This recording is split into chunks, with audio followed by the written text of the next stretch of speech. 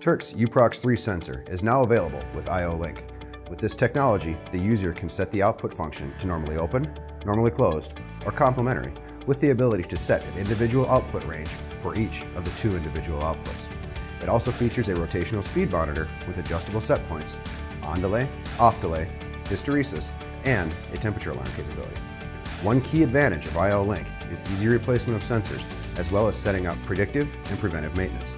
For example, in abrasive applications, the sensor can be configured to alarm when the sensing face becomes damaged, but before it fails completely.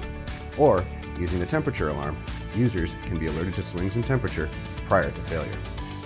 I/O Link identifies each sensor with an application-specific tag, similar to a MAC address, that identifies that particular sensor. This identification function can be used to identify workpiece carriers or change tools, eliminating the need to install a separate RFID system for identification of different processes. For those who don't need any of those options, simply plug the UPROX3 I/O Link into any PNP or NPN input, and it will function as reliably as other UPROX sensors from Turck, which feature the highest switching distances of all Factor 1 sensors.